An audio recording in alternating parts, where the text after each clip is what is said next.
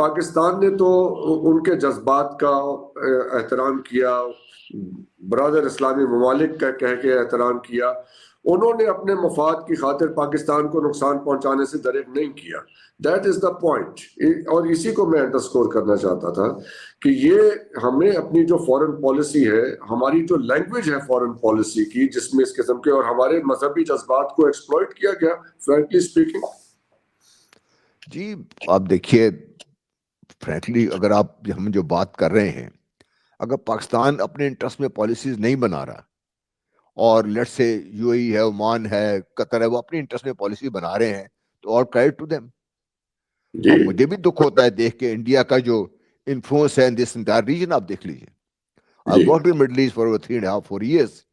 آئی know کہ انڈیاز نے کس طریقے سے کتنا آگے کر کے اپنے آپ کو پورے مڈل ایسٹ میں پھیلا دیا ہوا ہے، اور سعودی عربیہ میں پھیلے ہوئے ہیں، عراق میں موجود ہیں، ایران میں بہت اسٹرانگلی موجود ہیں. یہ جو کلبھشن یادو پر سے گروپ پکڑا گیا تھا، the head operation through Iran آ کے آئے تھے پاکستان کے لیے. اس سے پہلے یہ زہر بلوچ صاحب جو پاکستان نے یو اے ای سے گرفتار کیا تھا، تو یو اے ای میں اس کو وہاں پہ جا کے آرام سے رہنے دیا گیا. جب گرفتار ہوا تو ایران نے کلیم کیا اس کو کہ یہ ہمارا آدمی ہے، یہ اس کے پاس ایرانی پاسپورٹ تھا اس کے اوپر. تو ہم اپنا اگر انٹرسٹ خود نہیں لک آفٹر کر سکے، میں کسی اور کو بلیم کرنے کو تیار ہی نہیں. پاکستان اگر اپنے آپ کو، اپنے معاملات کو خود سنبھالنے کے قاصر ہے. ہم نے دیکھیے ڈاکٹر صاحب، آپ بھی جانتے ہیں، میں بھی جانتا ہوں، اور میں تو بڑے عرصے سے یہ بات کر رہا ہوں کہ جو پاناما لیکس تھی، اس کا سب سے بڑا نقصان یہ نہیں تھا کہ بھی مختلف لوگوں کے نام آ گئے. نقصان آپ کو یہ ہے کہ جب آپ کا پیسہ کسی ملک میں پڑا ہوا ہے، آپ نے پاکستان سے پیسہ نکال کے جا کے یو اے ای میں ڈال دیا، کسی اور جگہ ڈال دیا، تو وہ پیسہ آپ کا نہیں رہتا. وہ جب ملک چاہیں ایک قانون کے ساتھ، جب یہ شروع ہوئی یوکرین کی وار، تو 3 میرے خیال سے اولیگارکس تھے جو رشین سے، ان کا پیسہ انگلینڈ میں تھا، they were not towing their lines، ان کا پیسہ انہوں نے ضبط کر لیا انہوں نے. تو یہ جو آف شور کمپنی وغیرہ بنا کے ہمارے لوگ جو پیسہ لے کے چلیں گے باہر، this has now become their own achilles heel. وہ جب چاہے اس پیسے کے اوپر ایک قانون پاس کریں، آپ کی ٹیل ٹویسٹ کرنا شروع کر دیں گے. اس سے ہمارے جو بھی پیسہ باہر لے کے گیا ہوا ہے، اس کا پیسہ وہ نہیں رہتا اس کا پیچھے. اس لیے ہم نے خود اپنے آپ کو اس حد تک لے کے آ گئے ہیں. اب بھی اگر آپ دیکھ لی تو مجھے ابھی بھی کوئی لوگ بتا رہے ہیں کہ اگلے دن میں کسی سے بات کر رہا تھا، بڑی very well informed person in Islamabad, کہتا ہے جی اب بھی پاکستان سے جو فلائٹ آف کیپٹل ہے وہ رکی نہیں ہے، despite every thing that you have done. اب یہ بتائیے، آپ باہر سے پیسہ مانگ کے لے کے آتے ہیں، پاکستان کی ڈیولپمنٹ ہوتی نہیں وہاں سے. اب مجھے ڈاکٹر صاحب یہ بتائیے کہ کون سا دنیا کا ایسا ملک ہے جس نے قرضہ لے کے اپنے ملک میں سڑکیں بنائی ہیں؟ ہم نے سی پیک کا پیسہ سڑکوں میں لگا دیا. یہی کچھ تو ہوا نا سر. اور پھر افغانستان دیکھیے اور ایران دیکھیے، انہوں نے کیا رول پلے کیا ہے پچھلے 30-40 سال میں پاکستان کے ساتھ. بات ہوتی ہے جنرل صاحب کے، جنرل ضیاء الحق صاحب کے اوپر الزام دیا جاتا ہے کہ انہوں نے افغان جنگ سٹارٹ کی. بھائی جنرل ضیاء الحق صاحب تو سوویت یونین کو بلا کے نہیں لائے تھے کہ آپ اٹیک کر دیں، یا جنرل مشرف صاحب امریکہ کو بلا کے لے کے آئے تھے کہ آپ افغانستان پہ اٹیک کر دیں.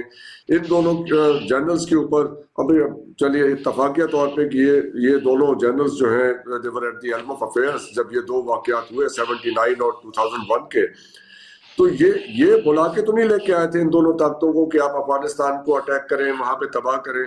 یہ سارا کھیل تو اور نہ 9/11 کرنے والے جو لوگ تھے وہ پاکستانی تھے، وہ جن سعودی نیشنلز تھے اور سعودی عرب کے ساتھ ان کے بہترین تعلقات ہیں.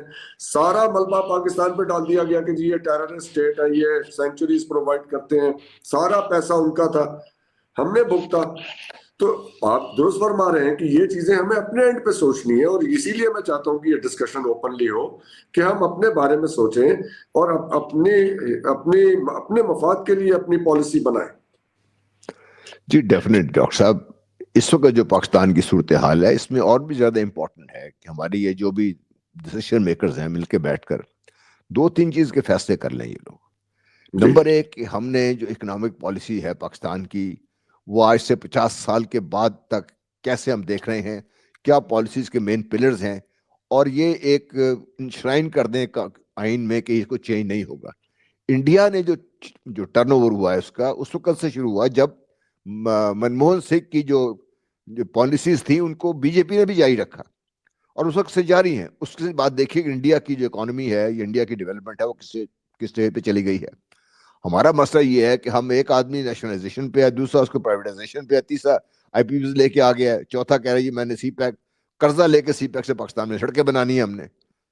تو ہمارا جو حال ہے دی ہیو ٹو ایکچولی, اگر آپ نہیں کریں گے تو اب پاکستان جس اسٹیج پہ ہے $3 بلین کے لیے ہمیں لوگوں کی شرائط ماننا پڑتی ہیں. ڈاکٹر صاحب جی پیسہ کوئی آپ کو فری میں نہیں دیتا. ہم تو کہتے ہیں بردرلی اسلامک کنٹریز, جی وہ بھی ہمیں اوپر سے ہی کہہ دیتے ہیں, لیکن جب پیسہ دینے کی باری آتی ہے تو ان کی کنڈیشنز ہیں, ہر ایک کنڈیشن ہونی چاہیے. میں اگر کسی کو دوں گا پیسہ تو میں بھی تو کنڈیشن لگاؤں گا نا. بالکل ٹھیک چاہے ہے. امریکہ ہے, چاہے سعودی عربیہ, چاہے آئی ایم ایف ہے, کوئی بھی ہے. ہمارے اینڈ تو پہ ہمیں یہ بات, ہماری فارن پالیسی تب تک نہیں بن سکتی اپنی جب تک ہم اپنے. جی پلیز سر,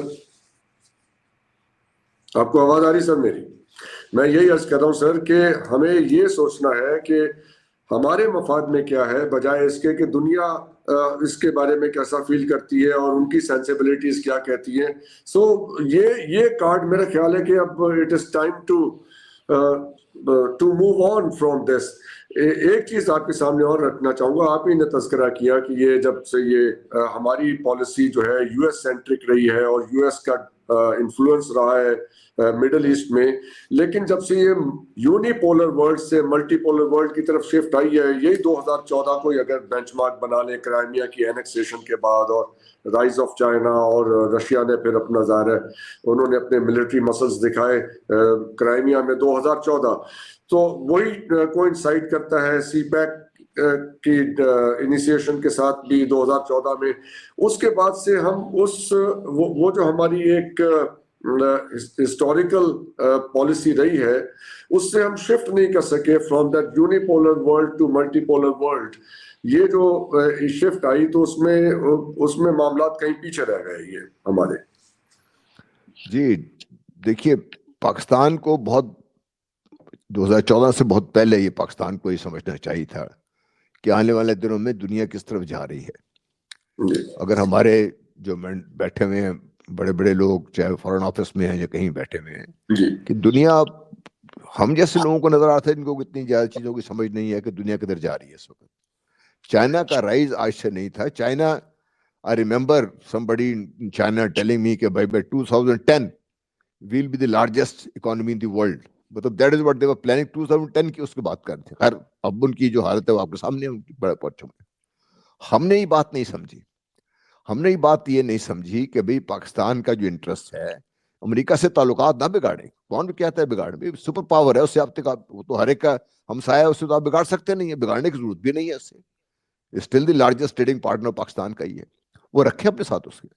لیکن اگر آپ اپنے پاؤں پہ جب کھڑے ہو جاتے ہیں, آئی نو فار اے فیکٹ ڈاکٹر صاحب پاکستان میں ایسی شخصیت بھی موجود ہے, اب ان کی ایج زیادہ ہو گئی ہے, تھوڑی صحت ٹھیک نہیں رہتی, جنہوں نے امریکہ میں کھڑے ہو کے کہا تھا I will not talk to the Americans on this subject.